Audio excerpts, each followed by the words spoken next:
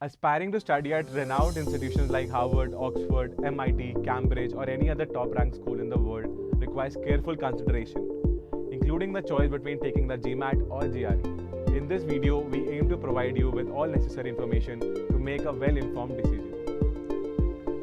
Hello everyone, I hope you're all doing well. My name is Abhinav, and in today's video, I'll be breaking down the two most commonly taken exams for admission into your desired schools. So let's get started. The GMAT, also known as Graduate Management Admission Test, is a computer-based multiple choice exam that is required for admission into graduate business programs worldwide. On the other hand, the GRE or the Graduate Recording Exam is a widely accepted exam used to measure verbal reasoning, quantitative reasoning, critical thinking and analytical writing skills. Both exams play an important role in the admission process for many graduate programs, so it's essential to understand the differences between the two. The GRE or the Graduate Record Examination is administered by the Educational Testing Service, also called as ETS, and is a computer-based standardized exam with multiple choice questions. It's used for admission into a wide range of graduate programs worldwide. In terms of exam details, the GMAT is 40 minutes shorter than the GRE, which means you will spend less time in the testing environment. When it comes to test structure, the GMAT consists of 4 sections: analytical writing assessment, integrated reasoning, quantitative and verbal. On the other hand, the GRE has 3 sections: verbal reasoning, quantitative reasoning and analytical writing. It's important to understand the differences between the two exams and determine which one aligns best with your goals and needs. Both the GMAT and GRE are computer adapted tests, but the GMAT has 4 sections and the GRE has 6 sections. The GMAT includes analytical writing assessment, integrated reasoning, quantitative and verbal, while the GRE section includes analytical writing, 2 quantitative reasoning sections, 2 verbal reasoning sections, an unscored section and an identified research section. It's important to note that the GRE has an unscored section that can either be verbal reasoning or quantitative reasoning section, making the exam experience more unpredictable. This means that you won't know beforehand which section will be unscored. This aspect of GRE can create a bit of uncertainty and stress for some test takers. The GRE unscored section creates an element of unpredictability, as it could contain either quantitative or verbal questions, making it crucial to approach each section with caution. However, it's important to note that this unscored section will have no impact on your admission. The GMAT, on the other hand, is a question adaptive exam, meaning that the questions in each section are just based on your performance in previous questions. This makes the GMAT a unique and challenging exam, as the difficulty level of each question can change depending on how well you are performing. In conclusion, it's important to understand the key differences between the GMAT and GRE, including the number of sections, exam structure, and adaptability, to help you make an informed decision and prepare effectively for your desired exam. Contrary to the GMAT, the GRE is section adaptive exam, meaning that each section is just based on your performance in the previous section. Regarding the sections, the GMAT's verbal section evaluates reasoning and grammar skills, making it ideal for individuals who enjoy analyzing arguments. On the other hand, the GRE's verbal section tests vocabulary, which may prove difficult for those who are not familiar with a wide range of words. In the quant section, both exams test mathematical abilities, but the approach and content may differ. GMAT tends to focus on problem-solving skills, while the GRE may include more advanced math concepts.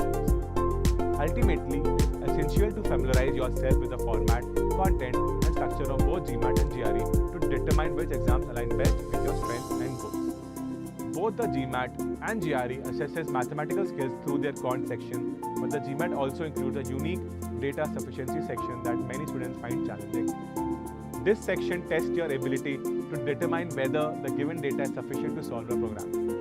Additionally, the data sufficiency section in the GMAT is a true test of your ability to handle challenges in the business world. While it is often perceived that GMAT is a more difficult exam, this is not always the case. Engineers with strong quantitative backgrounds often perform well on the GMAT, but people from non-engineering backgrounds, including those with a humanities background or a minimal math skills, also have been known to score higher on the GMAT exam. The key is to understand your strengths and weakness and choose the exam that best aligns with you. Ultimately, it's not your background that determines your success on the GMAT or GRE, but rather your level of preparation and practice leading up to the exam. Both exams have a score validity of 5 years, and 90% of B school applicants opt to display the GMAT score when applying, which is worth considering. It's possible that you may be wondering why not just take the GRE instead of GMAT if the latter has a challenging data sufficiency section. On the other hand, the GRE is a more versatile exam as it's accepted by a wider range of graduate programs including but not limited to business, engineering and humanities. Hence, if you are considering multiple options for your graduate studies, the GRE might be a better fit for you.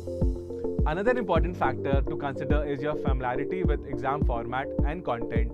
Some students find the GMAT a better fit as it tests similar skills as the one required in the business school. However, if you're not comfortable with the GMAT data sufficiency section, the GRE might be a better option for you.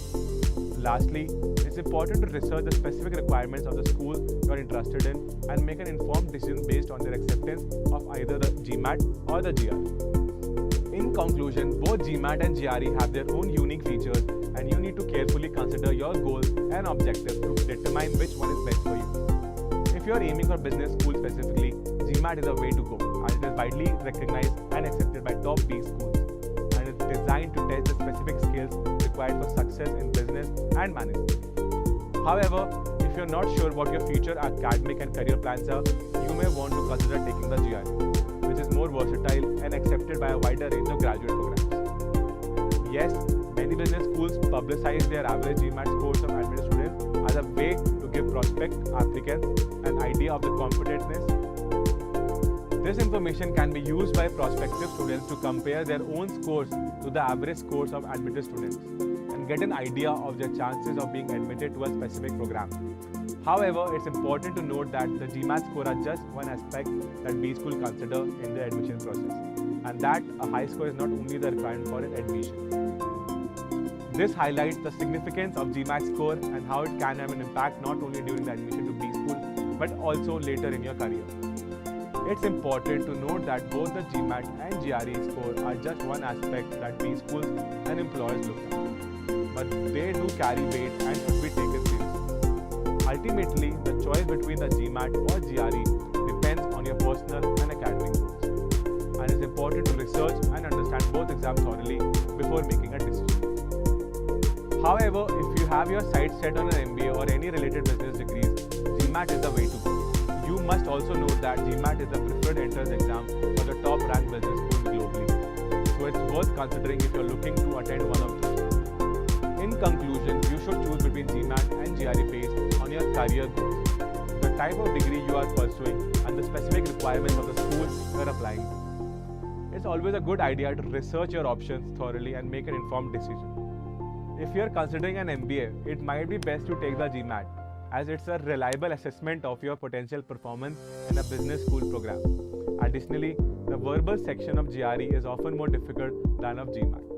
The GRE verbal section includes a wider range of vocabulary and phrases, making it more challenging for non-native English speakers.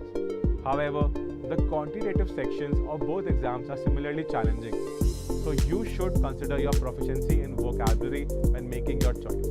Lastly, it's typically easier to achieve a high score on GMAT than the GRE. To achieve a high score on GRE, it is important to correctly answer nearly all the questions. However, for the GMAT, a decent score can be achieved even if a few challenging questions are not answered correctly. With that, this video has come to an end. I trust you found it somewhere informative. Happy GMAT or GRE studying. Let's crack it, guys. Signing off.